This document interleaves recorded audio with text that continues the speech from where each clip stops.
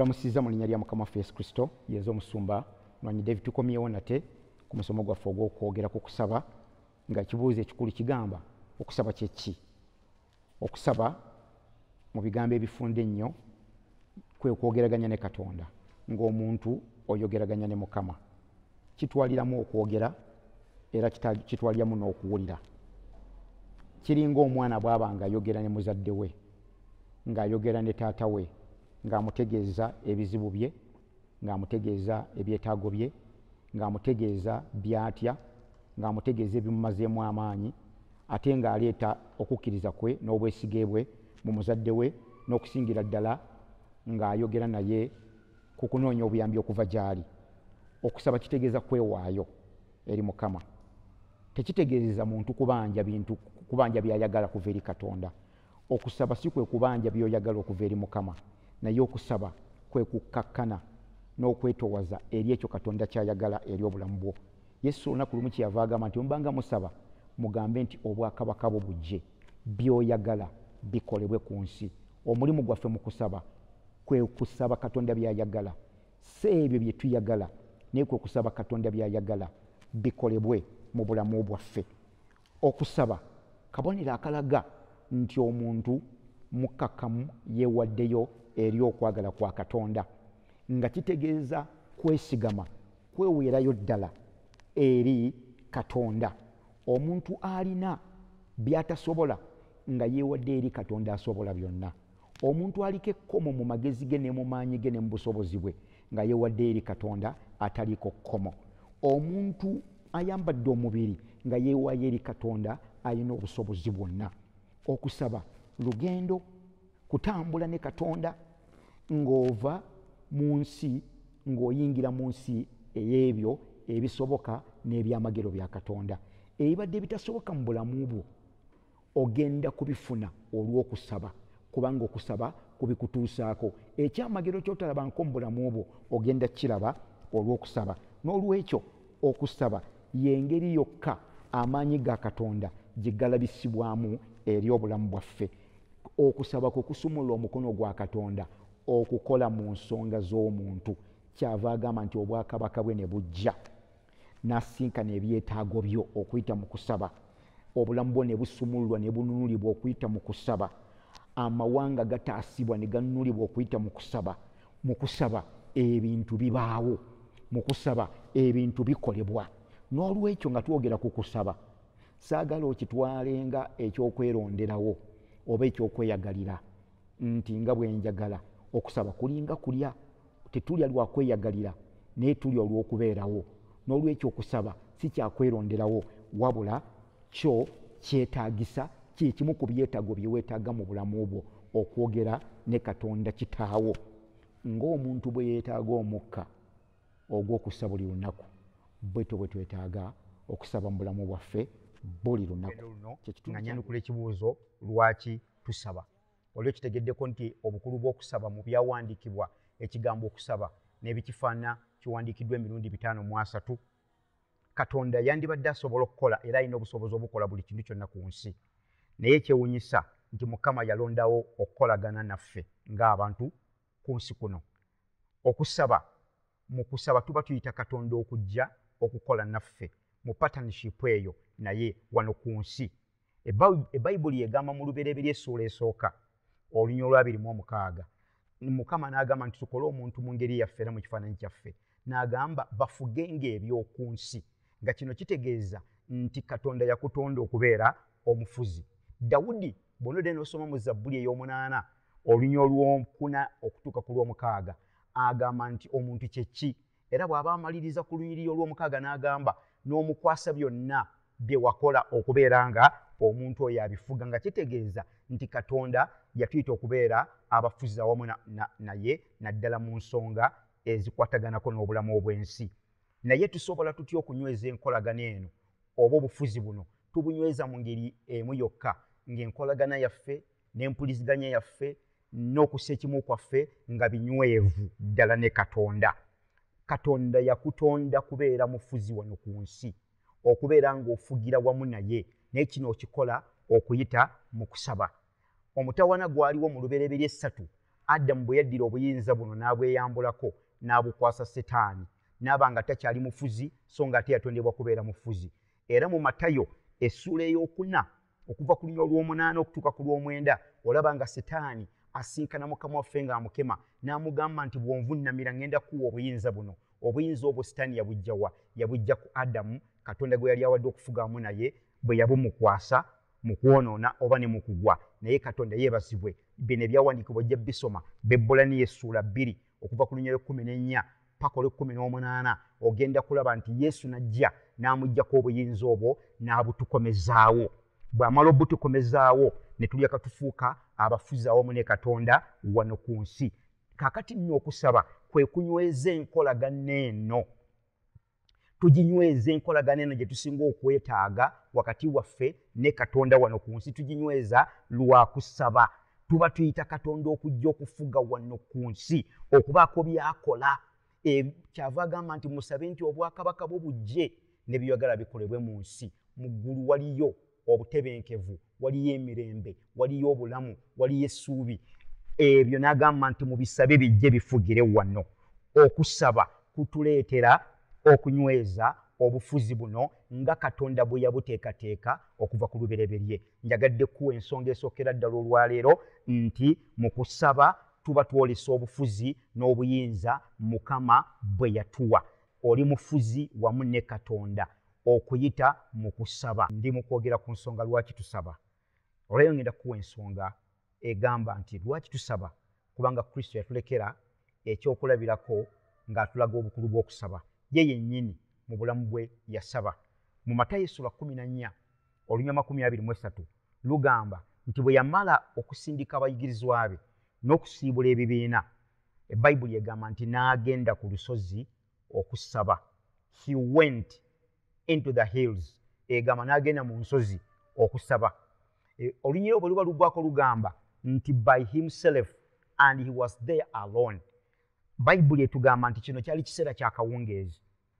Yesu ng'amaliriza emirimu gye gyonna, bwe yagimaliriza n'asiibula ebibiina n'alinnya olusozi n'agenda okusaba.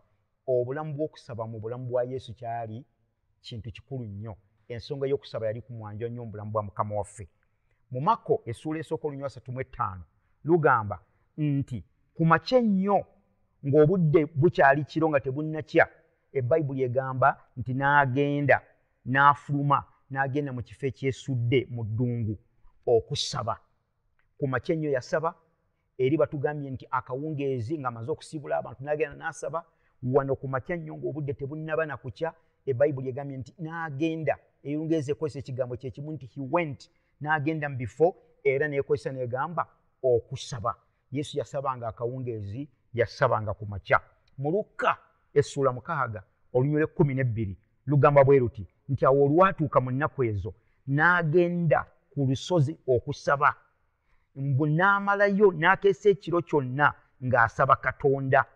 He went to the mountain to pray and continued all night in prayer to God.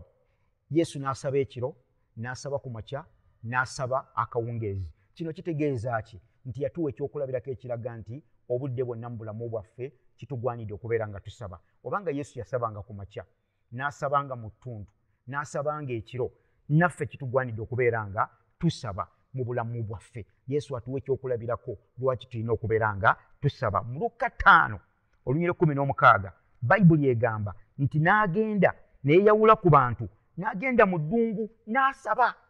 N'asaba. Obulamu bwa Yesu bwali bulamu bwa kusaba.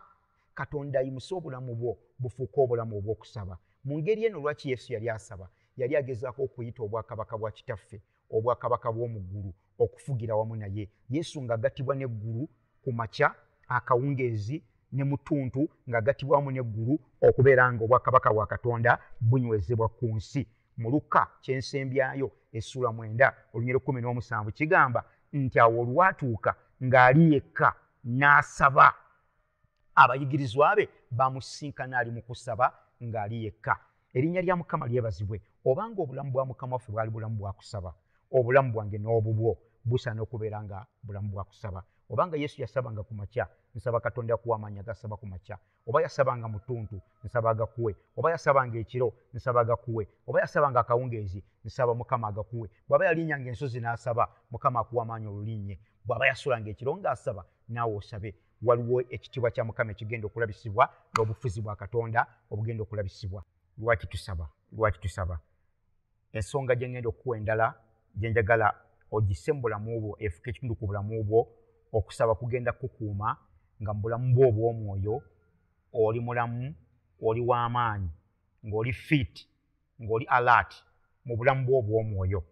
Yesu mu Matayo essuula ya 26 olunyiriri olw'41 yagamba abayigirizwa be nti mutunule, musabe, muleme okuyingira mu kukemebwa. Yabasisinkana nga beebase nga yali mu kusaba, najja n'abagamba nti mutunule, musabe, muleme okuyingira mu kukemebwa. Lwaki tusaba? Okusaba kutuyamba obutayingira mu kukemebwa. Okusaba kuziba ebituli byonna Sitaani bye yandiyiseemu, kuziba ebituli byonna Sitaani bwe yandiyise okutta obulamu bwo, okwonoona emirimu gyo, okwonoona amaka go, okwonoona obufumbo bwo, okwonoona amagenda go, okwonoona eby'omuwendo eby'obulamu bwo. Yesu kyava agamba nti mutunule, kubanga bwe tutunula mu kusaba omulabe waffe tafuna mukutu wayita. Naye bw'atusisinkana nga twebase nga tetutunula, Yesu kye yali abagamba nti muzuukuke mutunule musabe. Okusaba, lwaki tusaba? Okusaba kukuyambako okutegeera enkwe n'enkola za Setaani n'okuzuula ebigendererwa bye by'aba ateeseteese. Era mu Lukka essuula ya 21 olunyiriri okuva ku lwa 34 paka 36 Yesu yayogera ebigambo bino n'agamba nti naye mwekuumenga emitima gyammwe gireme okuzitoowererwanga. N'agamba ku lwa 35 nti kubanga bwe lutyo bwe lutuuka ku bonna abali mu nsi olunaku luli, naye mutunulenga mu biro byonna, musabenga, musobolenga okudduka ebyo byonna ebigenda okubaawo n'okuyimirira. Yesu agamba tutunule, tusabe, tusobole okudduka buli mbeera yonna egenda okujja mu maaso gaffe, ate tusobole okuyimirira. Onooyimirira otya wakati mu muyaga? Onooyimirira otya wakati mu kusoomoozebwa, wakati mu kukemebwa okw'amaanyi nga tosaba? Naye okusaba kugenda kukuyamba okufuna amaanyi okuyimirira. Yesu yagambye nti musabe, mutunule. Nange nsaba Mukama akuyambe osabe okuva olwaliro mu nsonga eyo ne mu muyaga ogwo gw'olimu, mu kibuyaga oyo akutomera, embeera eyo ekutomere, tomera amaka ge, tomera obulamu bwo. Mukama akuwa amaanyi okusaba. Mukama akuwa amaanyi okutunula mu kusaba. Bw'onootunula mu kusaba ogenda kulengera emikwekeso gye mwayagala okuyita. Bw'onootunula mu kusaba ogenda kuba munywevu, ogenda kuba w'amaanyi. Peetero n'awandiika nga maliriza mu Peetero ekisooka essuula 4 olunyiriri olw'7 n'agamba nti mutunule musabe. Era ayongera mu kitabo kye kimu ekyo n'agamba nti kubanga omulabe wammwe Setaani atambula ng'alinga empologoma eneenye ow'okulya, naye ogenda kumulaba ng'ajja n'enkwe ze okuyita mu kusaba. Nsaba Mukama akwongera amaanyi mu kusaba osobole okusigala ng'obulamu obw'omwoyo bulaba nga bunywevu. Olwaleero njagala okuwa ensonga y'amaanyi nnyo. Lwaki tusaba? Okusaba kuleetera omukono gwa Katonda okwenyigira mu nsonga zo.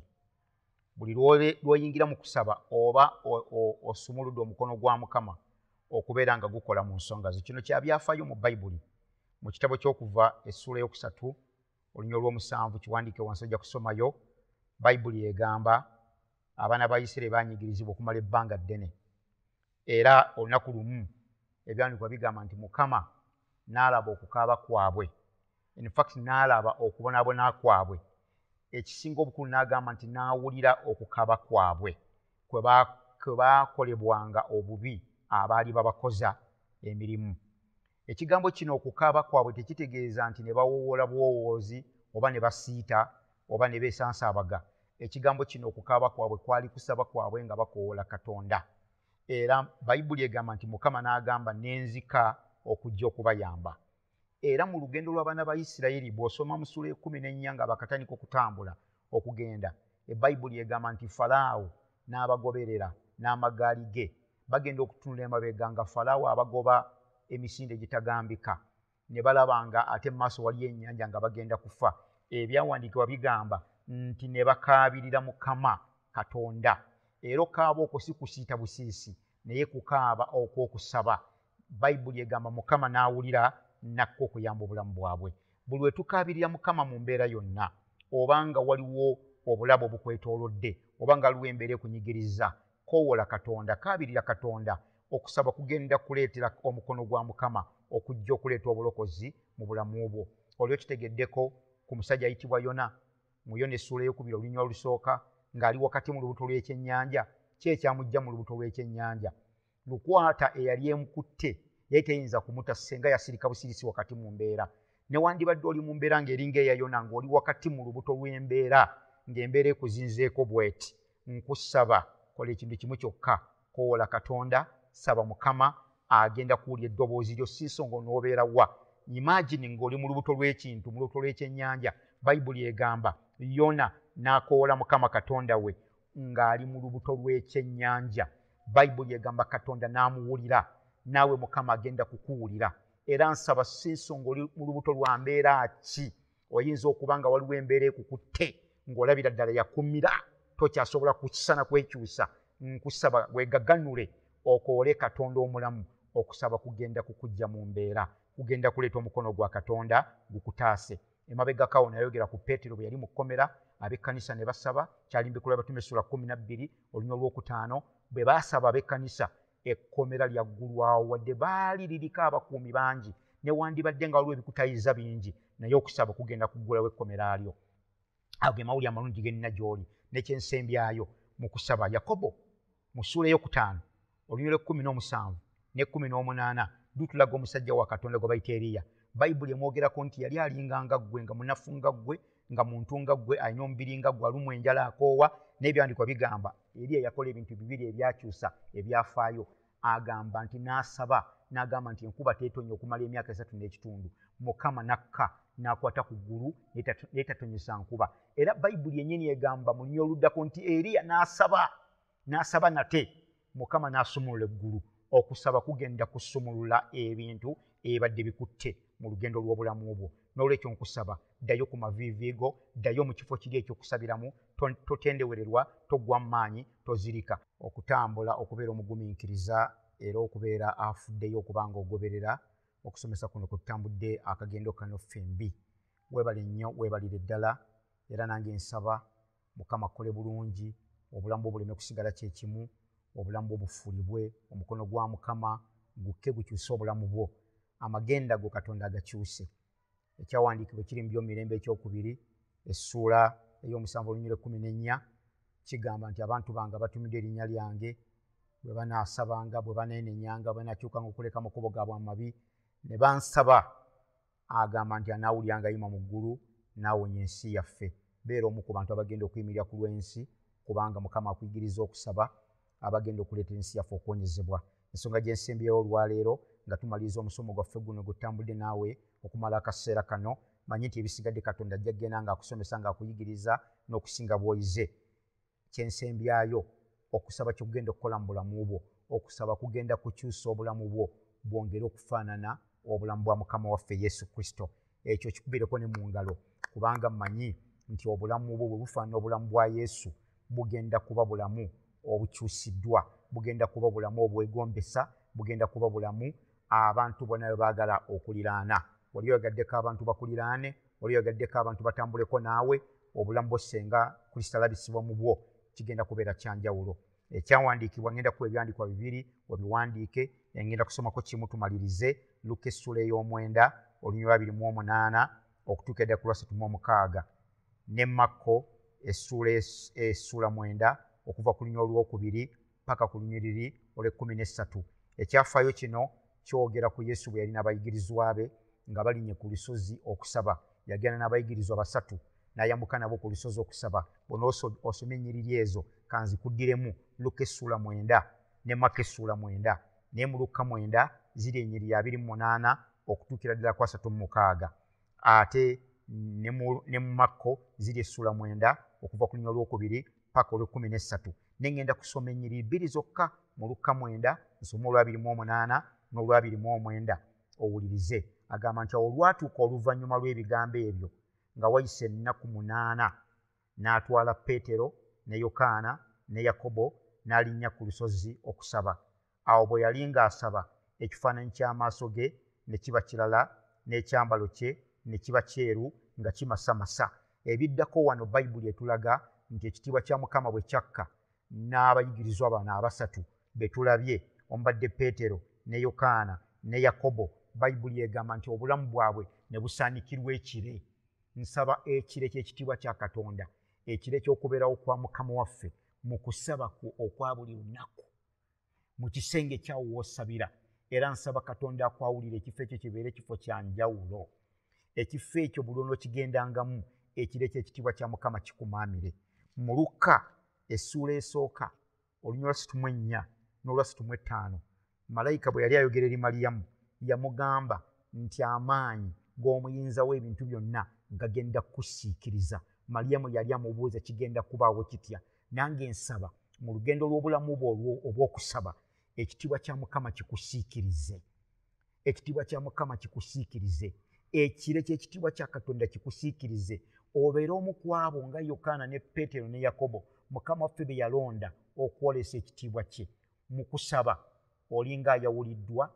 Buli w'onoogenda nga mu kusaba ogenda kubeera nga Peetero, ogenda kubeera nga Yokaana, ogenda kubeera nga Yakobo, ogenda kubeera nga Maliyamu. Mukama ajja kubanga akuleeta awali ekifo ky'ekitiibwa kye. Nkwagaliza olugendo lw'okusaba era nkwagaliza obulamu obw'okusaba nga bwe tusomeseza ebbanga lyonna. Mukama akukole bulungi. Njagala mmalirize n'essaala nfunda nnyo olunaku lwa leero nga nkwagaliza Katonda akukole bulungi. Mukama abantu bano bonna abadde bangoberera batadde mu mikono gyo.